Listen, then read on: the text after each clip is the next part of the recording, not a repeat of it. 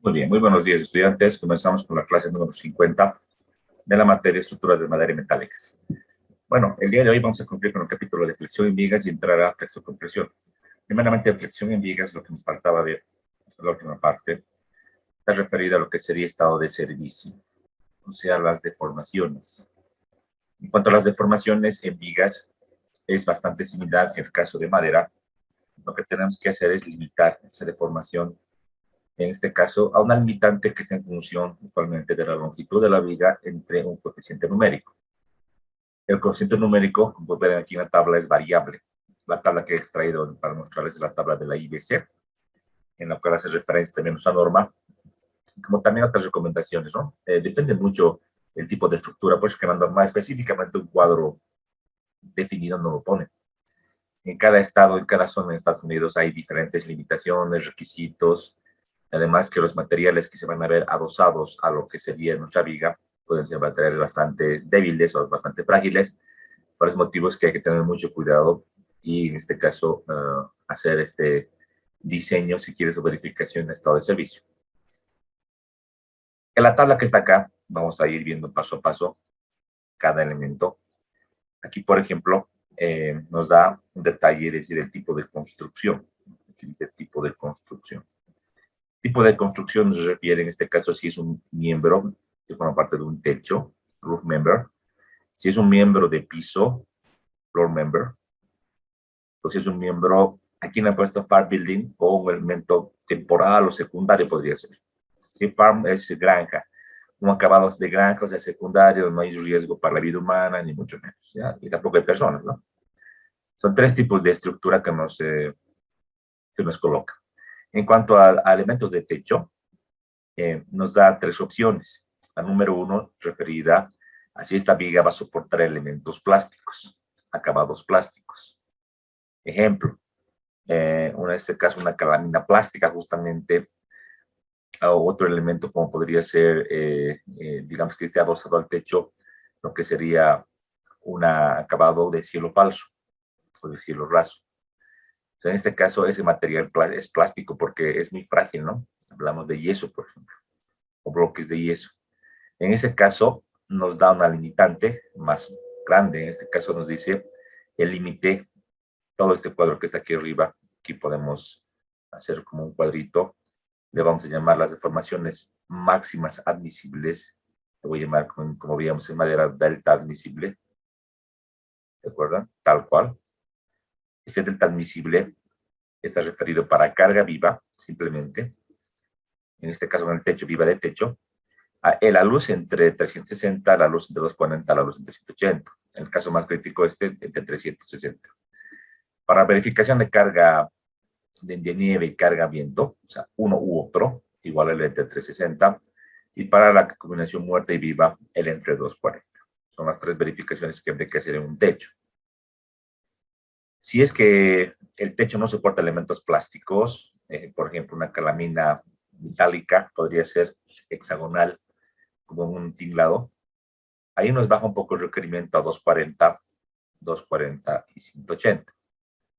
Y si no tiene nada, o sea, una viga libre, que no soporta ningún elemento plástico, ningún elemento, ni acabado, perdón, ni siquiera plástico. En tercer caso, una viga libre, un elemento libre.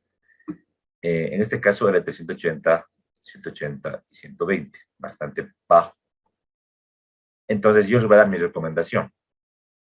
En cuanto a lo que serían las cargas milimetrales, sobre todo, en lo particular, yo prefiero verificar todo con el lente 360. Inclusive, yo soy de la idea de verificar a un L, que lo voy a colocar, entre 400. Soy de esa idea y yo lo hago así en mis proyectos, porque la tabla nos dice que sí o sí es esto, sino es una recomendación. Esto podría ser, digamos, lo mínimo que tienes que cuidar. Pero si te das un margen mayor, no hay ningún problema. Igual que las cargas, ¿no? Decíamos, por ejemplo, una carga viva en edificio educativo, hablamos de 200, 220 kilos por metro cuadrado. Eso es lo mínimo ahí en Estados Unidos. La norma es S7. Pero para fines de diseño, yo coloco 300, 350, depende mucho del tipo de edificación educativa. Si va a ser ponte para San Simón, Yo sé que en 50 años va a haber una fiesta, va a haber una reunión grande, masiva, entonces yo le pondría hasta una carga de 500 kilos por metro cuadrado. Entonces, un poco el criterio ahí del ingeniero estructurista. A lo mismo en caso de deformaciones, ¿no? Si bien estos son los mínimos, yo, para estar seguro, yo verifico mis estructuras AL entre 400. Ahora, ¿en qué casos? Obviamente en la carga viva, como también en la carga de nieve, perdón, de nieve, granizo o carga de viento. Y para la combinación muerte viva, yo utilizo nomás el entre 300. Aquí voy a colocar el entre 300. Esto yo hago mi práctica habitual de trabajo, bueno, la que hacía, ¿no? Central a la jefatura. Pues en este caso verifico para este parámetro y los demás aquí y aquí para mis techos. Si tú tienes información del techo o el tipo de acabado, hay tinglados, por ejemplo, que le ponen todo el tinglado elemento metálico, pero en ciertos lugares con una calamina plástica bastante frágil, todo por si acaso era entre 400. La recomendación que yo les doy. Eso sería en techos, que es lo más común y corriente en nuestro medio. Si hablamos de elementos de piso, elementos de piso, tenemos, por ejemplo, elementos exteriores, interiores y particiones. Dice con acabados frágiles y con acabados no frágiles. Y nos dan en este caso lo que sería la verificación.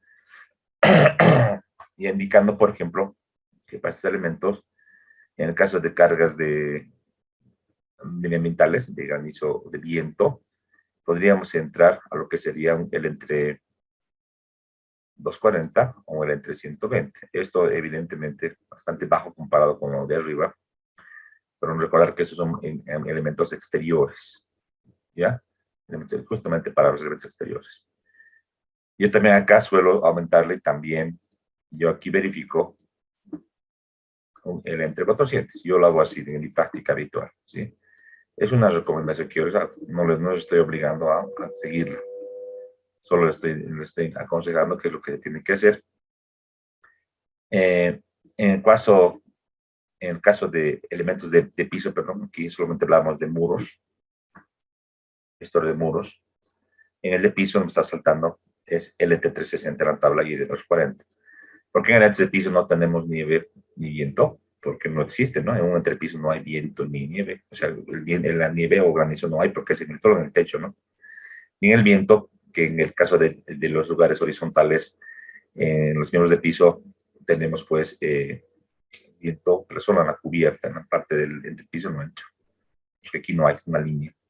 Pues aquí también yo verifico, igual les digo, era entre 400. Prefiero estar seguro y no tener ningún problema a la hora de entender ya mi estructura en servicio. Es mi lema.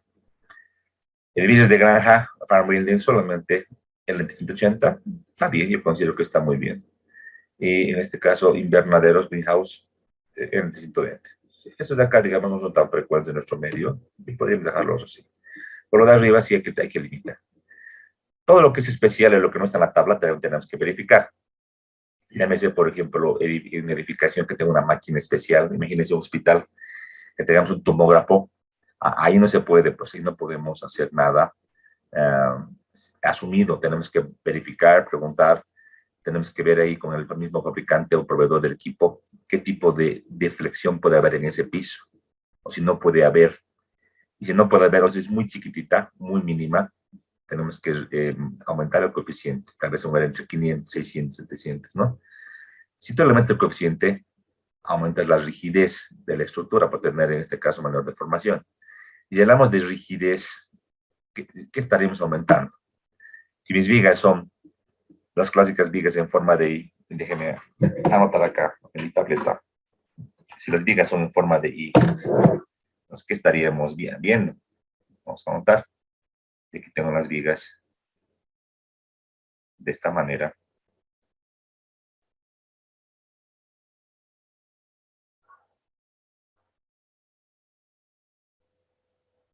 Muy bien. Entonces, ¿qué es lo que tenemos que aumentar para dar un coeficiente más grande? Lo que tenemos que aumentar simplemente será la inercia. La inercia.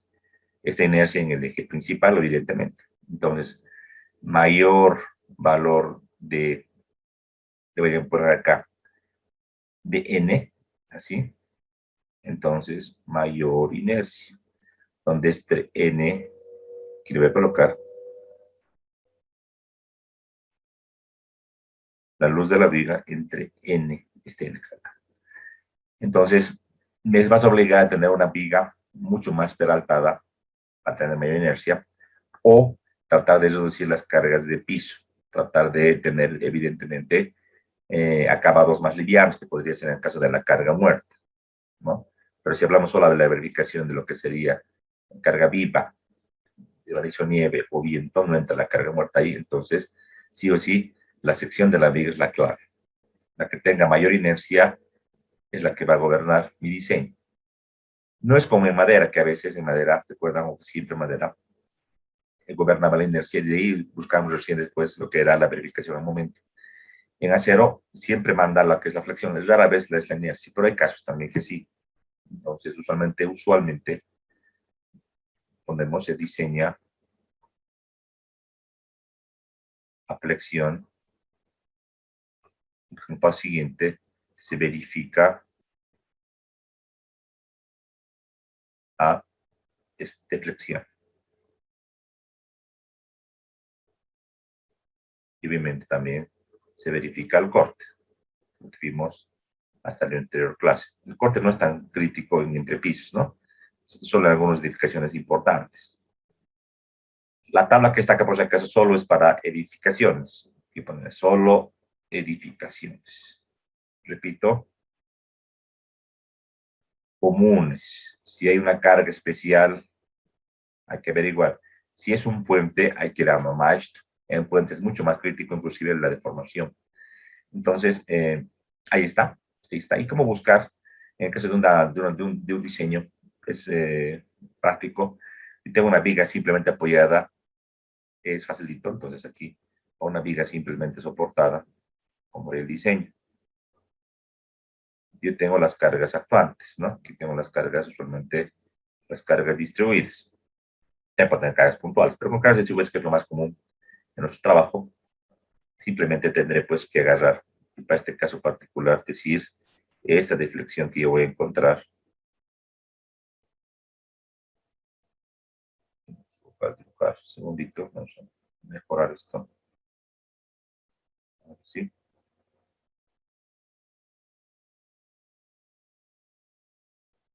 Esta deflexión que hemos encontrado, exagerada, la máxima que está en el medio, voy a llamar delta, pues delta todos conocemos que para este tipo de vigas simplemente es este coeficiente, que uno lo reduce de la elástica, ¿no?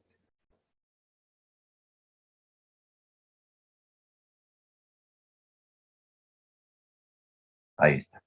Entonces, esta deflexión la tenemos que comparar, deflexión máxima en esta viga, y la voy a comparar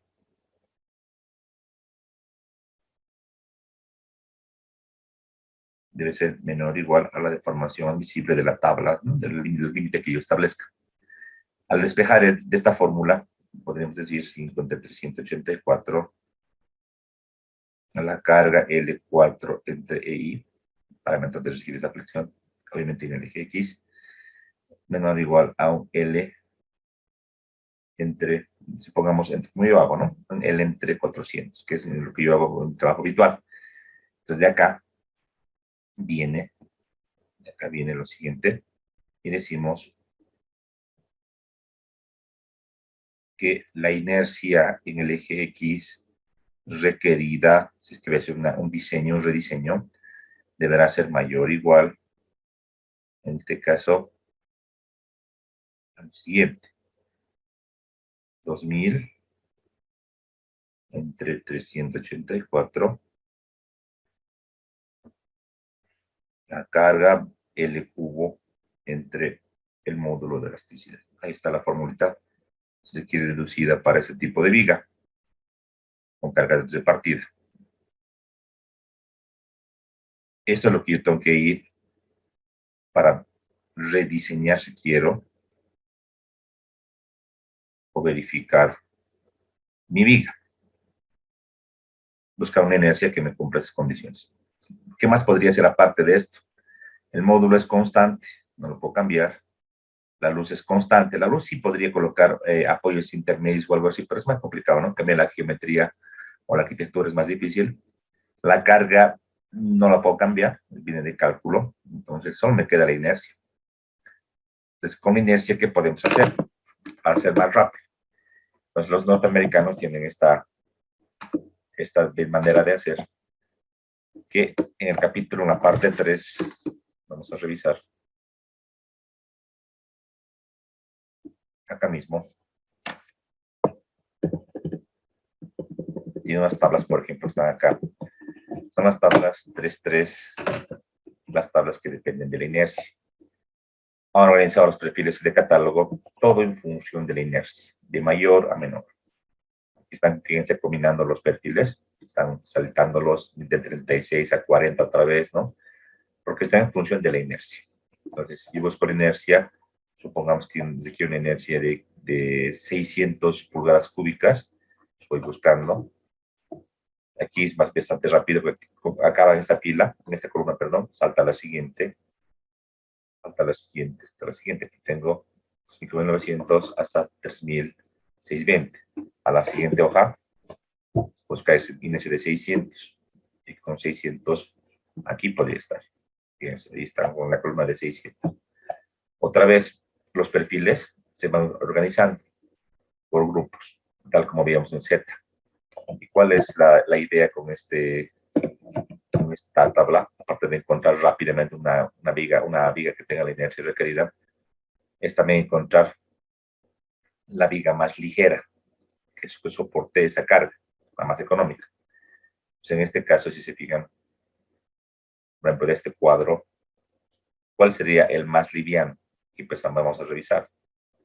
Vamos a ir bien. Aquí pesa 40, 72, 45, 53, 88, 65. El más ligero es 40. 40. Entonces, en las tablas de inercia también los organizan en bloques o en grupos donde el perfil con negrilla es el más liviano, el más ligero. Entonces, de cajón, yo voy a buscar, yo voy a elegir a esta viga, en la viga 18 por 40. Esta viga pesa 40 pies y voy a entrar y la voy a colocar. Y ya sé que cumple la carga que he mostrado por la inercia. Entonces, si elijo esta viga 18 por 40, ¿qué es lo que tendría que hacer? Entonces voy a irme otra vez a lo que sería la diapositiva. Si estoy verificando y no me cumple, rediseño. Ahora esa viga que he encontrado, tengo que volver y tengo que ir acá a verificar, en este caso, flexión, y no diseñar. A ver, tenía una viga para flexión, que yo la había encontrado. Hago estado de servicio, no me cumple. Despejo una inercia requerida. Decíamos 600 pulgadas cúbicas. Bueno, a la cuarta, perdón. He encontrado el perfil que yo quería, que era el más liviano, más ligero, 18 por 40. Entonces, con este perfil, yo voy a hacer ahora una verificación a la flexión. Si no me cumple, tengo que seguir entrando hasta tener el perfil adecuado. Si no me cumple, yo iría acá al catálogo y vería cuáles los perfiles de estos, pues de este bloque, pueden cumplir. Si no hay ninguno, saltaría el siguiente. De acá al perfil más liviano de este bloque, 21 por 44. Y así sucesivamente se puede encontrar el perfil adecuado. Si se dan cuenta, esta tabla es de gran ayuda. Una maravilla. ¿Sí?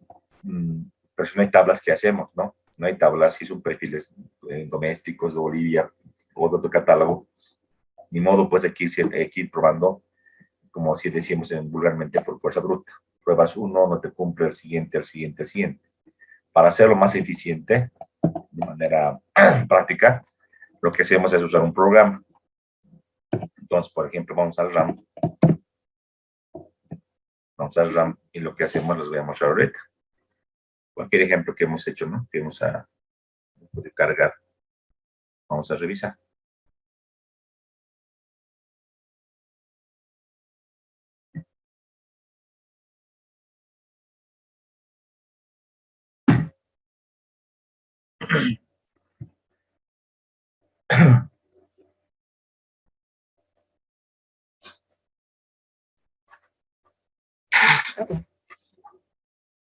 Claro. Cualquier duda que tenga me tiene que decir, ¿no? Ya, voy a coger cualquier archivo que teníamos antes, cualquiera. A ver, estamos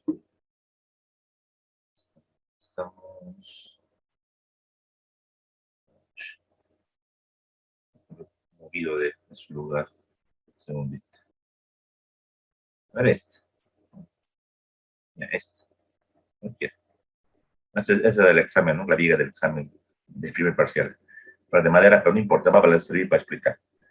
¿Qué haríamos con el diseño de este elemento? Yo quiero optimizar. Entonces, si es que no me cumplís las deflexiones, y yo puedo ver en el programa, ¿no? Puedo ver en el programa cuáles son sus deflexiones.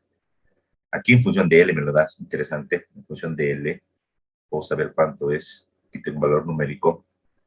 En el eje 2, en el eje 3, en este caso en el eje 3, fíjense, tengo una información en centímetros que ya me la pone, o si quiero yo enterar la luz, también me lo pone aquí a la derecha, como yo quiera.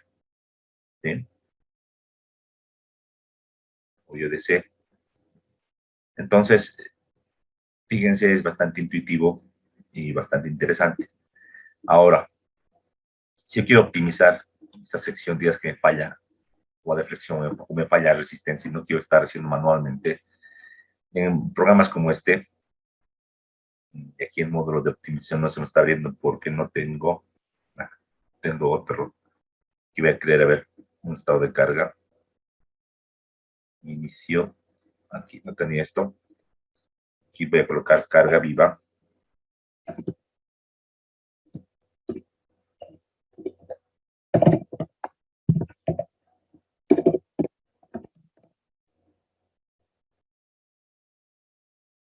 Ya. Y voy a crear unos combos, ¿no? El primero podría ser el clásico 1.2 y 1.6, que sería para resistencia. Que sería para resistencia, ¿verdad?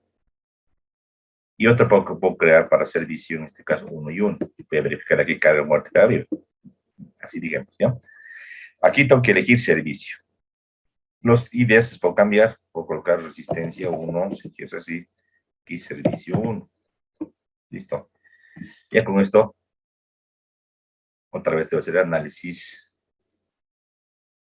te va a hacer el diseño. Y aquí entramos y se habilita la optimización. Aquí da una descripción de nuestro elemento, como ya sabemos, para optimizar. Le llamaremos giga nomás.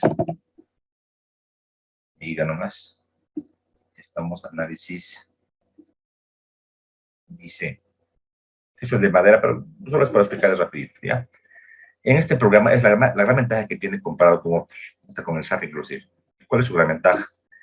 Aquí para optimizar es mucho más intuitivo y más rápido. Te dice por resistencia, te dice por deflexión, ahí aparece. Y se dan cuenta, por deflexión usualmente aparece deshabilitado. Uno tiene que habilitar esto para que funcione. Entonces, aquí en resistencia, de entrada hasta la viga, el elemento que yo quiero verificar, y me he elegido R1. Se da cuenta que es que como yo marqué en el combo resistencia o diseño, se da cuenta que es de resistencia. Ahí está. Aquí voy a hacer clic, incluir deflexiones.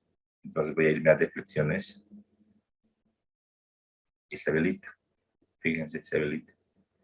Carga muerta más carga viva, ¿verdad? Y acá está la clave.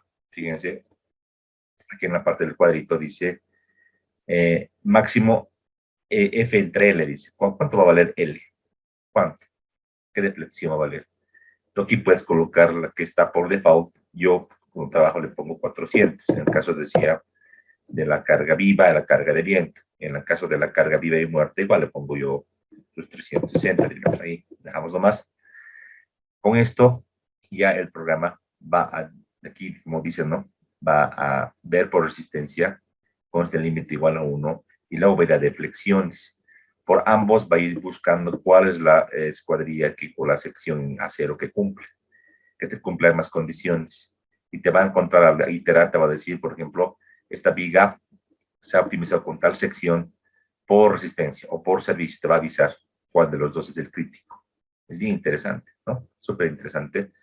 Y no olvides que acá tenemos que incluir los conjuntos.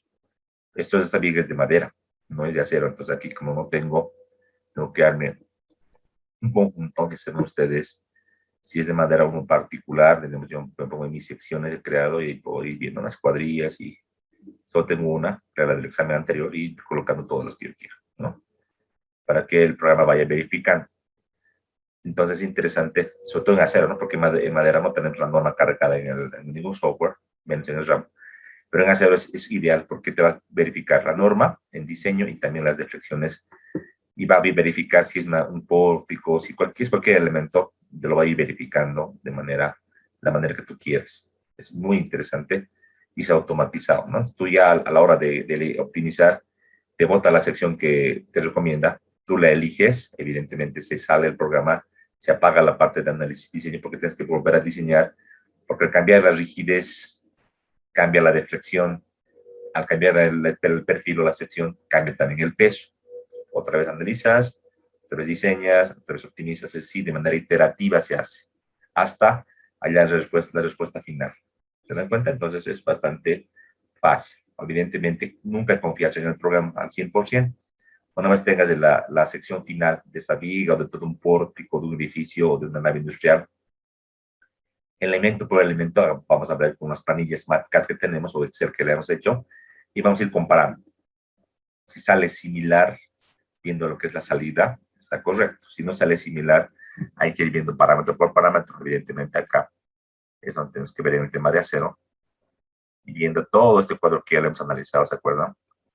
De manera general, el tema de los coeficientes M, que ya sabemos para qué es, para el tema de lo que sería, esto vamos a ver justo hoy día, ahorita voy a explicarles para amplificar momentos, pero vamos a flexión, a compresión, si ya todo lo conocemos, ya hemos visto todo esto. Aquí especial para angulares simples, aquí hay una parte especial, pero que sería para las conexiones. Cortantes también acá tenemos para considerar rigidizadores.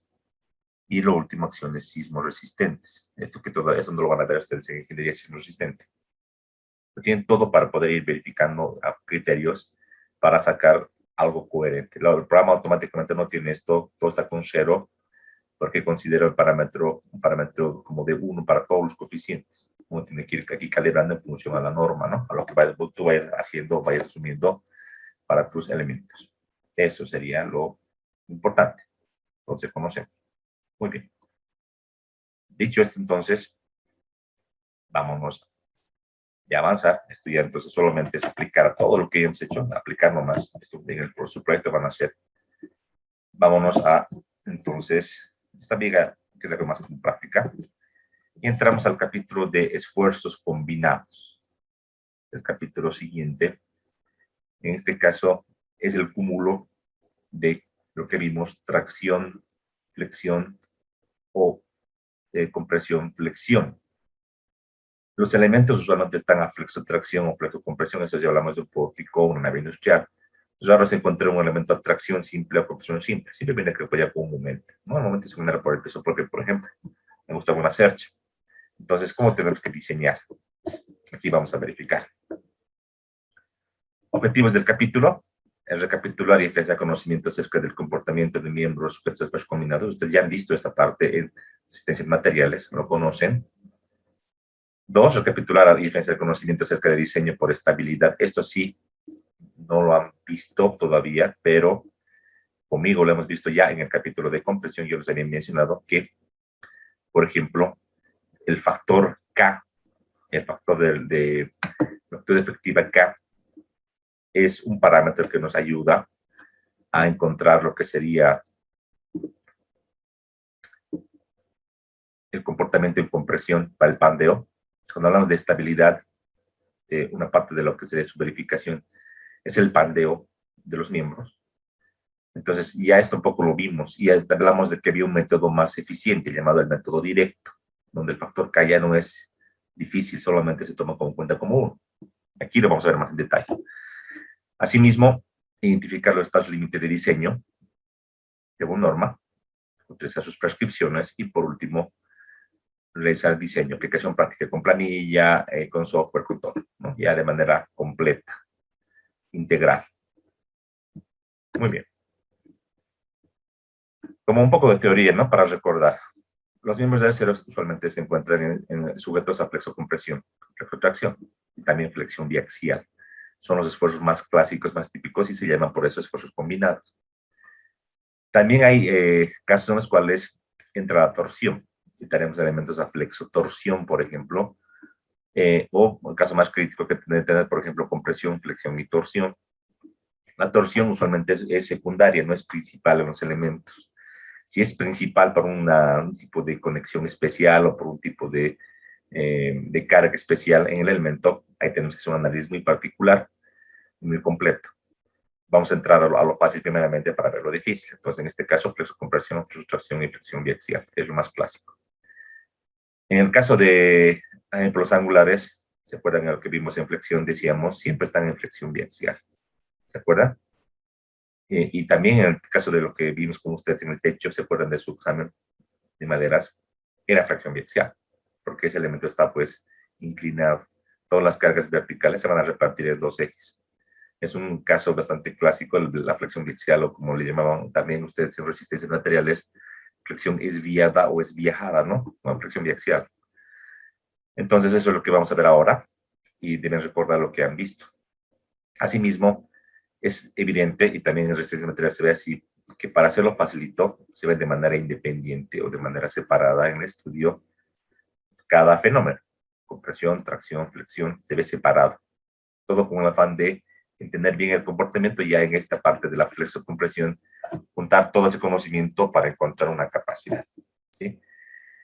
En este caso, esta manera de unir por partes le vamos a llamar interacción de esfuerzos. Hay que verificar una interacción, una ecuación de interacción de esfuerzos.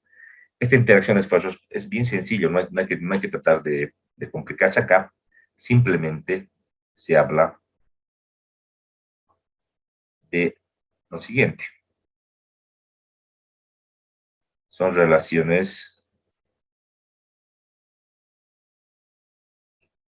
demanda-capacidad.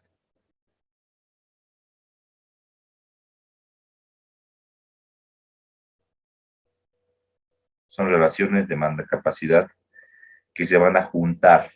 Ejemplo, si tengo flexo tracción, ¿se acuerdan ustedes? Flexotracción. ¿Cómo hacían ustedes en resistencia de materiales? ¿Se acuerdan? ¿Cómo hacían esta parte? En resistencia, en resist 2, ¿se acuerdan, chicos, cómo hacían? Pues simplemente era hallar un sigma, esfuerzo normal, que era la carga entre el área, ¿se acuerdan? Más menos, decían, en este caso, un esfuerzo flexionante, que podríamos tomarlo en cuenta de esta manera. Era el momento por la inercia, por una distancia, le voy a llamar Y, tomando en cuenta la inercia en el eje X. ¿Se acuerdan de esta parte? Donde la sección, cualquiera de la sección rectangular, de esta manera, así como la veían a un principio, digamos que de madera no importa, tenían ustedes esto, ¿no? Tenían los ejes y pueden colocarlos de esta manera. Entonces, tengo, por ejemplo, el eje X acá y el eje y tengo mi flexión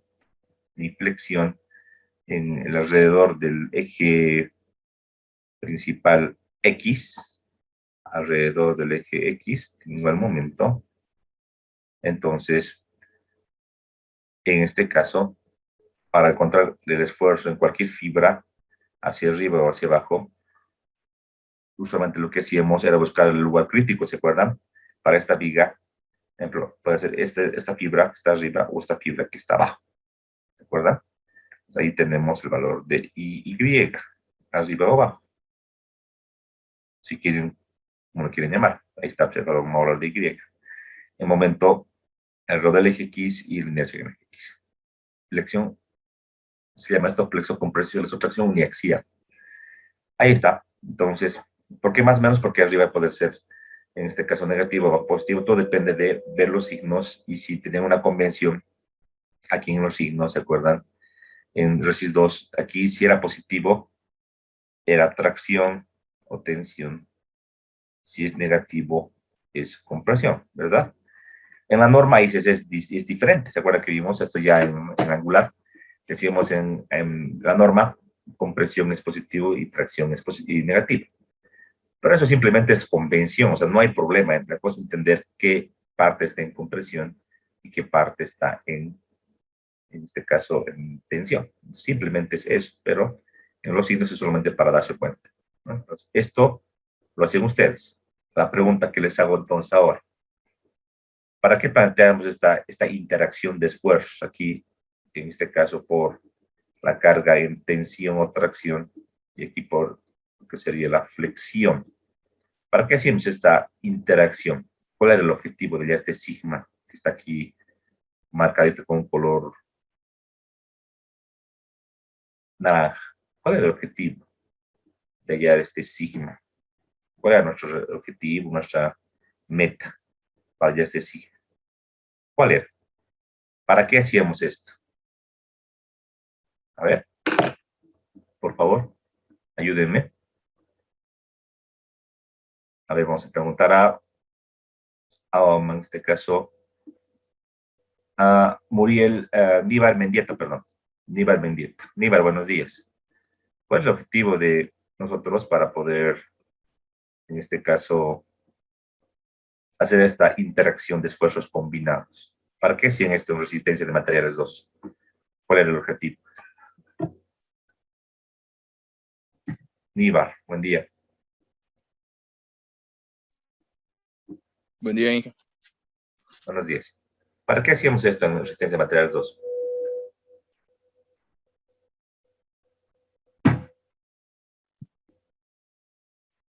¿Qué te acuerdas? ¿Verdad? Un poquito haremos recuerdo, memoria haremos. ¿Cuál era el objetivo? Para ver cómo se comporta la sección, como dice ahí, a flexión y atracción. No. Bueno, puede ser, ¿no? Para ver cómo, pero a vos como ingeniero civil, futuro ingeniero civil flamante que va a salir pronto de la universidad, que vas a trabajar, ¿para qué harías esto? ¿Cuál es? No creo que el ingeniero Merubia haya agarrado y entrado a su clase directamente plantear la ecuación y decir, bueno, ahora hacemos un ejercicio y listo. No. Hay una parte teórica, ¿verdad?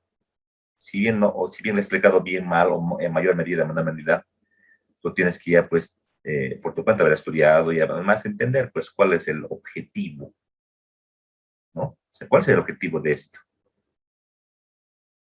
O lo hacemos porque está en la norma y hay que hacer. ¿Cuál sería el objetivo? A ver, ¿qué dice Stephanie Mendieta, por favor? Buenos días. Stephanie,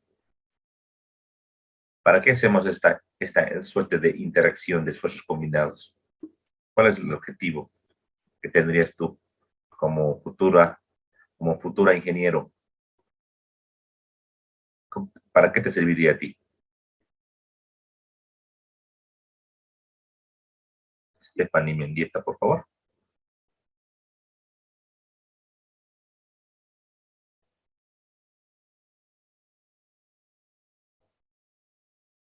Karen Carmona. Karen, buenos días. A ver, ¿para qué harías esta verificación? A ver.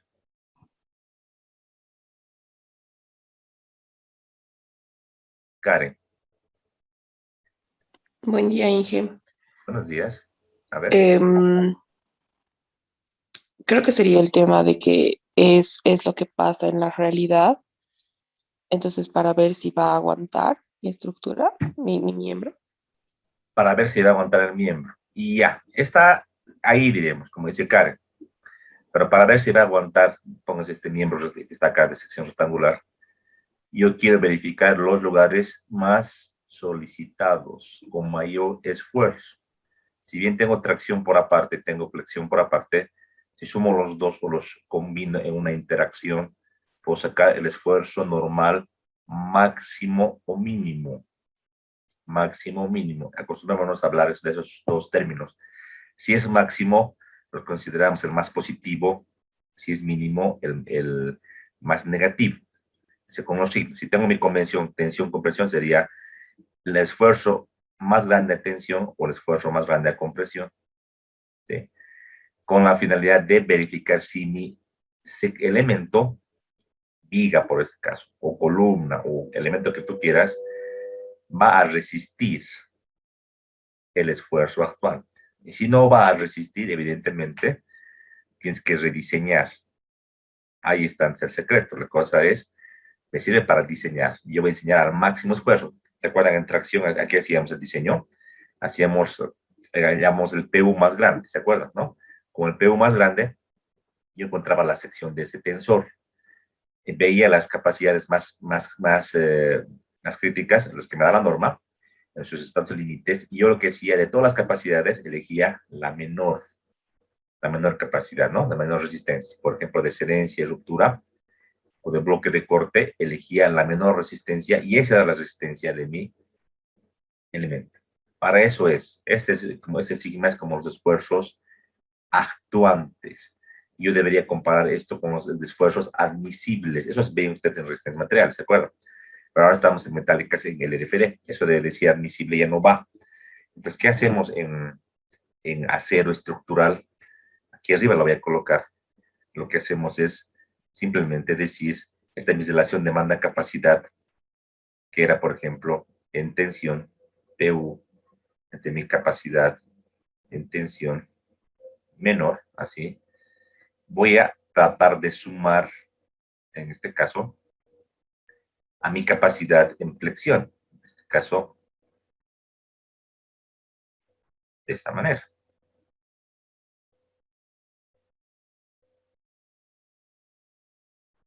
Agarrando los ejes. Si tengo flexión biaxial, bueno, haré para ambos ejes y eso es lo que yo voy a hacer. Dense cuenta que lo que estoy haciendo ahorita es muy similar a lo que está aquí abajo. Solo que esos son los sigmas. Y este sigma comparaba como debe ser menor o igual al sigma admisible. ¿Se acuerdan? ¿Qué hacen ustedes en resistencia de materiales 2? Para sus diseños, porque también se hace diseño en esta materia, ¿no? En este caso, pero solamente con esfuerzos admisibles. Acá ya combinó, son interacciones que yo las vi ya con ustedes por separado, esta en tensión, flexión en un eje fuerte, flexión en el eje débil. Todo menor o igual a 1.0, ¿verdad? Para que mi elemento resista. Esa es la famosa interacción, la ecuación de interacción que hay que verificar. Esto para esfuerzos normales, ¿verdad? Eso es. Ahora, esta ecuación, si no tengo carga axial, solo tengo momentos, eliminamos esta parte. Nos quedaría solo los momentos.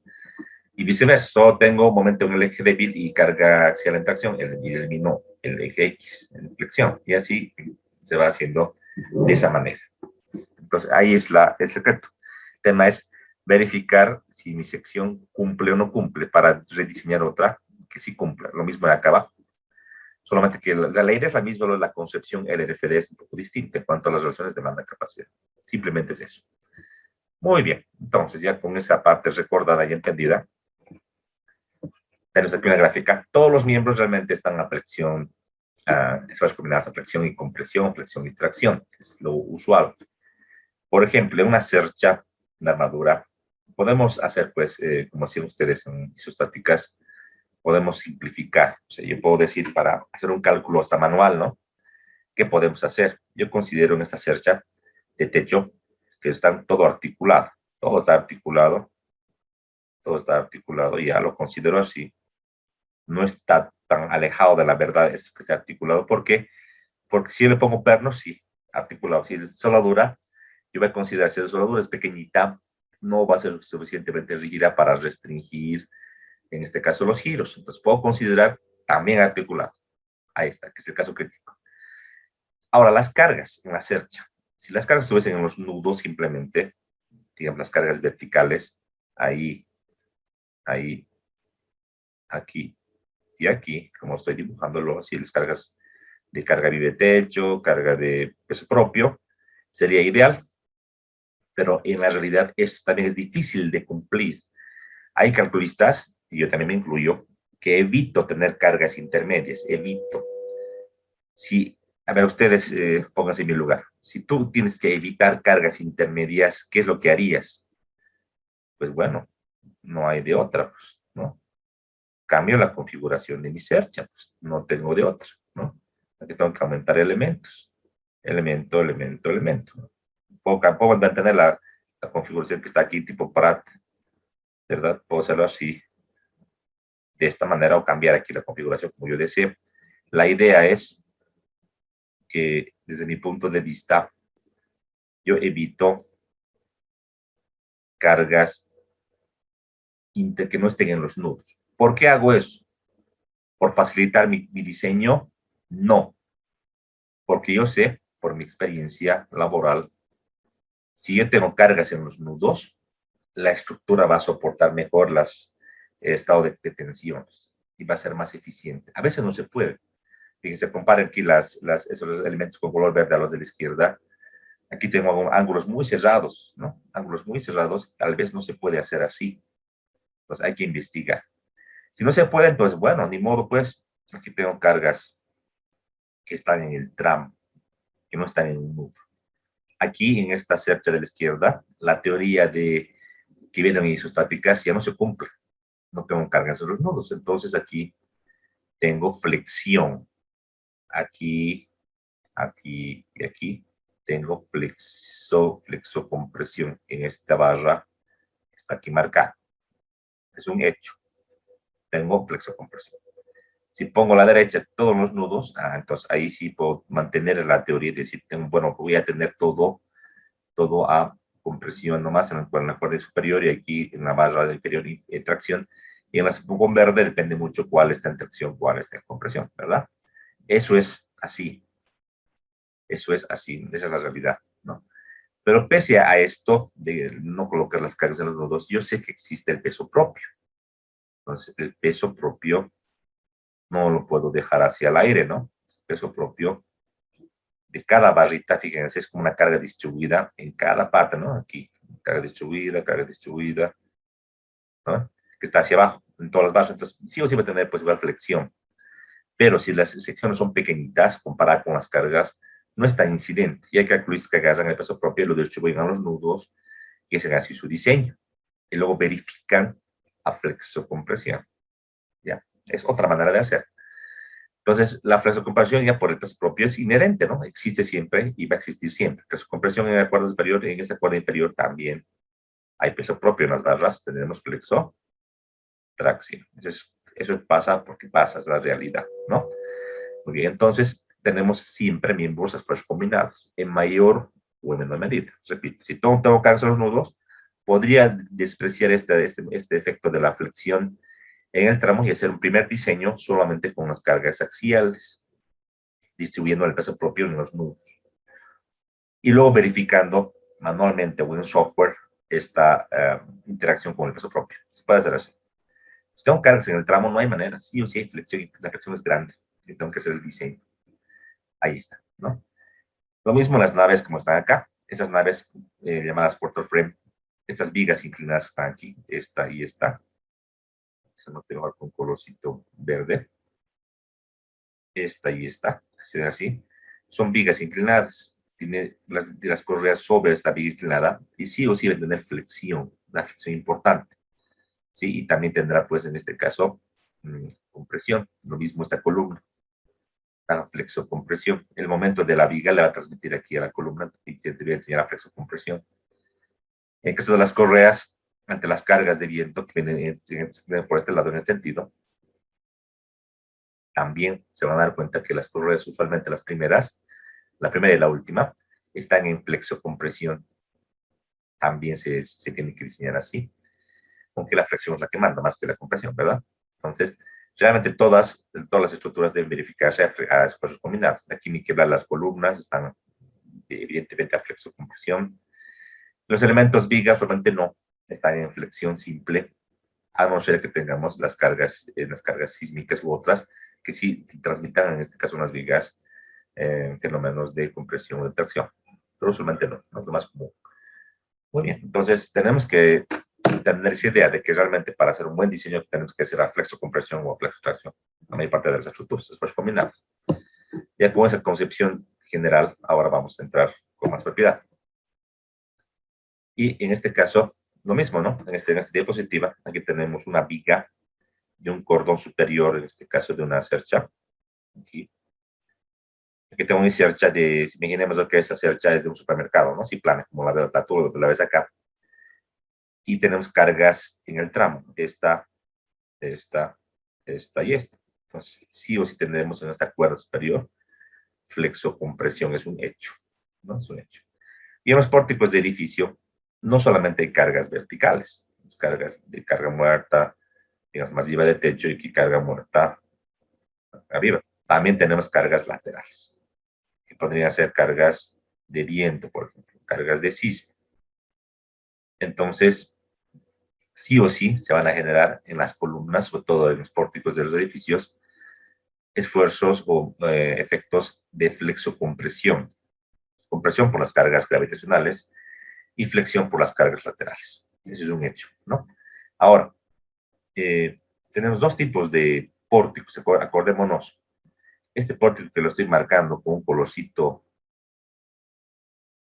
rojo, acá con un colorcito rojo, aquí, es un pórtico, recordemos lo que vimos en compresión, no ajustado, no tiene arrastramientos. Las cargas laterales van a hacer que este pórtico se pueda deflectar de esta manera. ¿Sí? Abajo tenemos unas X, son arrastramientos, se llama esto Cruz de San Andrés. Este pórtico con color anaranjado, ante cargas laterales, no va a desplazarse, va a quedarse de esa manera. Todo va a absorber estas diagonales, ¿no? Que se van a tensar y comprimir. Entonces, este fenómeno de desplazamiento no se va a dar. Aquí pondremos que es indesplazable y aquí arriba que es desplazable. Esto influye, ¿se acuerdan? En el tema del pandeo. En el factor que se acuerdan, si era pórtico desplazable, y aquí directamente lo vamos a colocar para este tipo de pórtico. Para este tipo de pórtico K era mayor que 1, ahí puede llegar hasta infinito. Y acá el valor de K era mayor que 0,5 hasta 1. ¿Se acuerdan? Y eso tiene que ver mucho con el diseño de la columna. Con un valor K bastante alto, la sección va a ser bastante importante por el tema del pandeo, va a ser más inestable. Es la idea, ¿no? Entonces, con este recuerdo que estamos haciendo acá, estamos viendo y que en compresión el tema de la estabilidad es bastante importante y crítico y tenemos que analizarlo con más detalle. Hay pórticos desplazables, hay pórticos indesplazables, ya sea pórtico enterito o partes de un pórtico que pueden estar ajustados y otros no, como está ahí mostrado en la imagen. Muy bien. Vamos hacia adelante entonces. Como se había dicho, teóricamente, en la normativa esta antigua, simplemente la interacción era ¿qué cosa? Era efecto de las cargas, o sea, los PUs, entre las capacidades de resistencias. En términos sencillos, TU entre FIP-C, PN, son compresión, más el momento último entre la capacidad de flexión, y es en el eje X y en el eje Y. Si es solamente un plano, sería uniaxial. Debe ser siempre menor o igual que 1, la interacción clásica, donde de manera favorable los valores FIS, ya sea de compresión, flexión u otras, en este caso compresión y flexión, o tracción y flexión, sabemos que se igualan a 0,9. Entonces solamente sería encontrar, en este caso, la sección adecuada, que nos dé una capacidad nominal y de axial y de flexión suficientes para multiplicar por 0,9 y que al interactuar nos dé una aceleración menor que 1. Esa es la idea fundamental de este capítulo, en flexocompresión, ¿no? Ahí está el capítulo H. Aquí lo he copiado de la norma para hacerlo más rápido. Dice el título, diseño de miembros a fuerzas combinadas y torsión, así tal como está acá. Y comienza en orden, dice H1, elementos doblemente simétricos, doble y simplemente simétricos, sujetos a flexión y carga axiales. H1.1 dice elementos doble y simplemente simétricos, sujeta a flexión y compresión. Entonces, la primera parte que vamos a ver es flexocompresión, que es la parte más crítica. Flexotracción no tanto, es más sencillo. Entremos a lo más difícil ahora, flexocompresión. ¿Por qué es más crítico la compresión que la tracción? Porque en la compresión tenemos el pandeo. Entonces aquí vamos a tomar en cuenta. La compresión es más crítica que la flexión, porque tenemos el pandeo, que es un fenómeno de inestabilidad. Y se acuerdan de todo lo que han visto en la materia, realmente la compresión nos complica, ¿no? Porque nos pone inestable a un miembro estructural. La tracción, en vez de poner inestable, lo va a estabilizar. Entonces, la compresión es lo más importante. H1,1, elementos dobles, simplemente simétricos a flexocompresión. Doble, como este, por ejemplo, esta sección simple, como esta sección, por ejemplo, u otra. ¿Ya? Muy bien. Fíjense las ecuaciones H1A y H1B.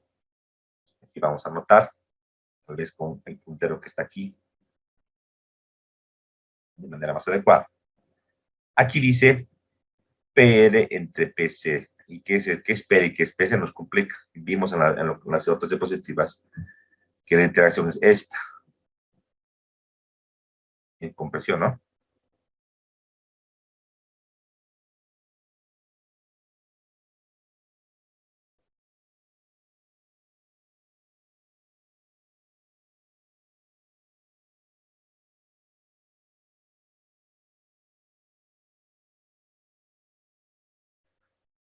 Es la interacción, la que está a la derecha. Y ahora, ¿qué pasó con esto? Es que en flexocompresión ocurre un fenómeno que, debido a la inestabilidad, estos momentos y carga axial que llamamos última o requerida, ¿se acuerdan? Requerida, cambia la nomenclatura, porque aparte de hacer el cálculo estático de primer orden, requerimos hacer un cálculo segundo orden, vale decir, con la estructura deformada. Por ese motivo es que la norma ha cambiado los términos. Nos dice, no es U, es ahora R. Y este R tomémoslo como requerido, ¿ya? Entonces, es como decir PU, MUX, MUY. Ahora, tenemos dos ecuaciones. ¿Cómo me doy cuenta cuál es cuál? Hay unas relaciones. La primera dice, cuando P entre PC, es decir, como acá decíamos, la demanda entre la capacidad en carga axial a compresión es mayor que 0,20, el comportamiento, la interacción se modifica. Está por acá, se le pone un paréntesis y se le multiplica por un coeficiente. ¿Cuál? 8/9. O sea que no es tan lineal. No es desagazar y sumar nomás. No, hay coeficientes que entran acá en la interacción. Esto se ha investigado por si acaso, no es algo que sale así nomás. 8/9. Ahora, si la demanda capacidad en carga axial en compresión es menor que 0,20, aquí la flexión entra tal como está. Y donde se modifica es aquí por un medio, se multiplica, o sea, la mitad, la relación demanda-capacidad en carga axial. Algunos colegas indican, es que aquí el comportamiento es más como si fuese una columna, y aquí el comportamiento es más como viga. ¿Se dan cuenta por qué? Si es más como columna, entra tal cual la demanda-capacidad de carga axial. Y a la flexión le bajamos un poquito. Entonces es más como viga, lo más importante es la flexión. Aquí está, y le bajamos a un medio la carga axial. ¿Se dan cuenta? Entonces, esto es la teoría que está ya verificada, estudiada y manda para el diseño. No vale ya solamente agarrar esa suma, sino con los coeficientes que nos da la norma. Ahora, tanto las cargas requeridas, PR, MRX y MRY, como las capacidades PC, MCX y MCY, son las capacidades, solamente es un cambio de variable. Por ejemplo, PC es no más que decir esto, MCX es no más que decir esto. Y MCY es más que decir esto. Solamente es un cambio de variable nomás, si tú quieres decirlo así. Lo que sí es crítico e importante para este capítulo es entender que todo lo que hemos hecho con los PUs, MU y MUY, ahora lo tenemos que cambiar a PR, MRX, MRY. Y realmente los PRs y MRs consideran, aquí pondré, PR y MR consideran efectos de segundo orden. Efectos de segundo orden. Para que me entiendas, ¿qué es un primer orden y un segundo orden? Primer orden es un análisis de la estructura común y corriente. O sea, ejemplo, un primer orden sería este. Calcular un pórtico, el que estoy ahorita dibujando, bien facilito, con usted, tal como está ahí, con su geometría de planos, si quieres, ante las cargas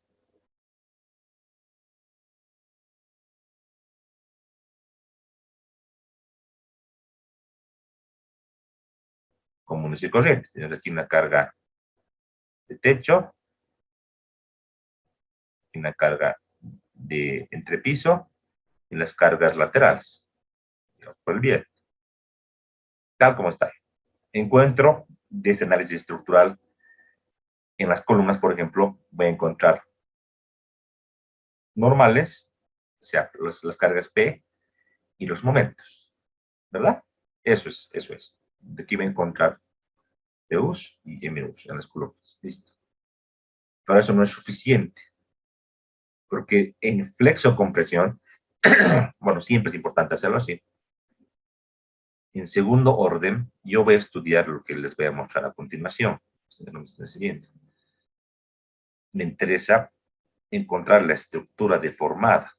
Entonces, en segundo orden, me interesa a mí ver realmente por las cargas actuantes mi estructura se va a deformar. Aquí estoy un poco exagerando, ¿no? Se va a deformar. En este estado deformado, las mismas cargas van a actuar. No es que como se deforma, las cargas desaparecen, ¿no? No, pues. Entonces, las cargas siguen ahí y van a seguir interactuando con la estructura, las cargas de techo y las cargas de entrepiso, como también las cargas laterales.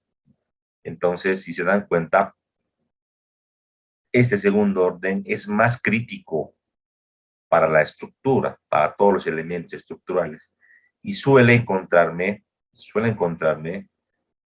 PU y MU, y ponemos 1, 1, 2, 2. Aquí colocaremos PU y MU sub 2 es mayor a PU y MU sub 1. Eso es lo que pasa. Entonces, yo para estar seguro, sobre todo de la estabilidad y de la resistencia, no puedo pretender decir hacer un diseñito de primer orden. O sea, hacer análisis de primer orden, como diseñar y listo. No, no, no. Por seguridad, debemos tomar en cuenta la estructura deformada. Más aún en acero, porque en acero estructural las deformaciones son importantes. Porque los perfiles I, C, L, cualquiera que tú tengas, son de pared delgada, o sea, son bien deformables, comparando con el hormigón, por ejemplo, que es menos deformable porque las secciones son más gruesas, ¿no? Son secciones grandes, ¿no? Por normas, para que entre el acero en el hormigón armado, por ejemplo, las columnas mínimas son de 25 por 25, ¿no? O 30 por 30, ya es el tema sísmico. Es que en acero son mucho más flexibles por la forma de los perfiles. Por ese motivo es importante y obligatorio tomar en cuenta la estructura deformada. Análisis de segundo orden. Ahora, es interesante también entender esto. No es agarrar, o sea, no es agarrar una foto de la estructura deformada y volverla a cargar con las cargas gravitacionales y las cargas laterales. Porque las cargas verticales hacia abajo y las laterales van a interactuar también con esta misma estructura, ya deformada con color verde, y la van a seguir deformando, pues, ¿no? Si haces otro análisis, va a aparecer esto de esta manera, ¿no? Va a aparecer de esta manera también, un poquito más deformado, ¿no? Un poquito más, y otra vez haces correr el programa, y otra vez más. ¿Cuándo paramos esta interacción? Paramos cuando ya la diferencia entre el color naranja con el verde, en cuanto a las deflexiones, por ejemplo, en cuanto a los esfuerzos encontrados, no sea mucha, cuando ya sea muy pequeña la diferencia. Entonces, el análisis de segundo orden es iterativo, no es uno solo, va iterando, ¿qué cosa? El efecto de las cargas con la rigidez de la estructura.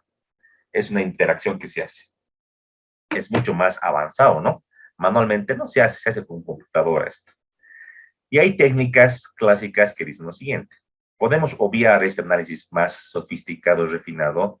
Nos quedamos con el análisis de primer orden, pero este análisis lo vamos a magnificar, es decir, carga axial. En un momento le vamos a mayorar con unos coeficientes de magnificación, con la finalidad de hacer que nuestro diseño sea conservador y se parezca más o menos a esto de segundo orden. Eso es la idea. Esa es la idea. Lo correcto, obviamente, estamos ya en el siglo XXI, es usarse un software avanzado para encontrar esto, ¿no? Pero te pueden hacer, y yo en la práctica, como hago yo, hago los dos. Hago con software y hago el método clásico, el método tradicional de magnificación. Comparo y tiene que estar en un rango. No puede ser que en el método tradicional tenga, digamos, unos momentos pequeñitos y en el método de segundo orden tenga unos momentos muy grandes comparados con el anterior, o viceversa. Tiene que estar en un rango. ¿Sí? El método tradicional usualmente nos da valores más conservadores, o sea, momentos más grandes, comparando el efecto de segundo orden en el método computacional. ¿Para qué hacer esto? O sea, la idea es hacer un buen diseño, hay que hacer varias verificaciones. Esta parte del análisis de segundo orden se entendió. ¿Se entiende o hay alguna duda o mucha duda al respecto? Solo es una introducción teórica esto, ¿no? Vamos a hacer también en computadora, no se preocupe. ¿Se entiende? Sí, que se entiende.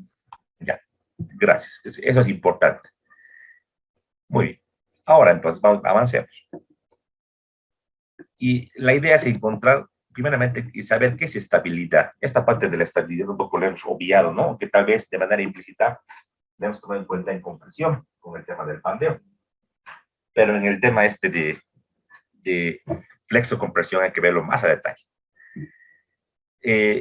Un texto, un libro, define la estabilidad como la capacidad de un miembro o elemento a compresión de mantener su posición y soportar carga, incluso si dicha fuerza actúa desplazada levemente de su centro de gravedad y se añade una fuerza lateral. Eso sería la estabilidad. Puede ser un miembro como este, aislado, o en este caso un pórtico. O sea, la idea es que mantenga su posición. Va a tener alguna deflexión, evidentemente, pero no va a caerse este pórtico. Va a tener que soportar. Ahí decimos que la estructura es estable. ¿Qué es lo contrario? ¿Qué es la inestabilidad? La condición contraria es la condición alcanzada durante el pandeo, por ejemplo, de un elemento, bajo el aumento de carga de un miembro de compresión, elemento, marco, pórtico, para el cual su capacidad de resistencia a una carga adicional está agotada. Vale decir, si yo llego a la carga crítica del pandeo y le aumento un poquito más de carga, ¿qué pasa? La columna se va, o sea, colapsa. No tiene manera de soportar más carga. Y esa columna es un pórtico, una estructura. Entonces, los pórticos, estructuras o elementos o miembros como estos tienen un límite de estabilidad. Geométricamente, hay una estabilidad implícita. Por ejemplo, no puedo tener una viga simplemente apoyada con una articulación en medio. Sé que eso es de entrada inestable, ¿no? Eso ya lo conocemos. Y si tengo una columna, un pórtico o una viga con cargas cada vez más grandes, va a llegar un momento en que se va a hacer inestable el miembro y va a fallar. En vigas ya sabemos, tenemos, por ejemplo, el pandeo lateral torsionante, tenemos la articulación plástica por el tema de flexión pura, tenemos el pandeo lateral intertorsionante, tenemos pandeo local y otros fenómenos, ¿no? Que es el que sea inestable este elemento. Hablando de marcos de edificación, por ejemplo, se hablan de los efectos de segundo orden. Yo les he dicho, esta es lo interesante, analizar la estructura deformada. Ahora vamos a ver esto, ¿sí? Tiene que ver con esto justamente. Aquí hay un pórtico que está con líneas punteadas, que ante cargas, digamos, verticales y cargas laterales, verticales por el peso propio, carga viva, laterales por el viento, por ejemplo, hace que este pórtico se desplace lateralmente, ¿ya? Entonces, esta columna de la izquierda o de la derecha, que antes, en su estado no deformado, supongamos, yo tenía que hacer un diseño, aquí tenía la carga P, esta columna en compresión, yo lo que hacía era encontrar su capacidad de compresión, ¿verdad? Y para la flexión tenía esta fuerza F, y ella va con ese análisis, una flexión en esta columna. Ahora, porque se ha desplazado un valor delta, hay otro momento adicional que se le suma a esta columna. Este momento se llama momento de segundo orden, y es, como decir, la carga P por el valor delta. Evidentemente, en un marco hay que encontrar su relación, pero usualmente se lo manda así. Este efecto P delta se le suma, o debe sumárselo al momento de la estructura primaria, que aquí tenía el momento primario, si quieres, de la estructura sin deformar. Entonces, se darán cuenta ustedes que ahí viene este criterio del efecto de segundo orden, que en tema de momento se lo entiende así, se dice efecto P delta. Esto para estructuras traslacionales. Si tuviese una diagonal, una X, no habría este fenómeno, sería prácticamente nulo. Lo mismo, el otro efecto, P delta minúscula. P delta minúscula, o P delta chico, como llaman algunos, se refiere a que la carga axial, si estaba por acá antes, en la estructura sin deformar, ahora ya deformada por la carga lateral o no, la carga axial genera dentro de la columna una deformación también. O sea, no habrá pandeo si quieres para que falle la columna, pero igual como es esbelta la columna, se va a deflectar. Entonces aquí tenemos en cada puntito y aquí digamos un punto máximo, una deflexión por la carga axial nomás. Le voy a llamar delta chico. Entonces, otro momento de segundo orden será la carga por este delta de formación pequeña de la misma columna, porque es delgada. Entonces, resumen, total, el momento total será la suma del momento de primer orden más el momento de segundo orden P delta más el momento de segundo orden P delta pequeño. Esto por el desplazamiento y esto por la deflexión, la deformada. ¿Qué ocurre en estructuras? Para limitar esta delta chico, ¿qué puedo hacer? Colocar secciones más gruesas, que van a tener menos deflexión, ¿verdad? Menos deflexión. Y para evitar el P delta grande, colocar columnas más rígidas, más gruesas en ese sentido, para bajarles de deformación lateral delta, o elementos diagonales, para rigidizar y evitar ese momento. Pero yo para encontrar un total, le voy a llamar momento requerido, debo tomar en cuenta todo este fenómeno, que lo vamos a hacer de manera manual y computacional el día de mañana. Muy bien, estamos ya sobre hora, estudiantes. Muchas gracias. Creo que aquí quedamos. Mañana continuamos y hacemos ejercicios, ¿sí? Muy buenos días. Hasta luego. Todo bien. Gracias.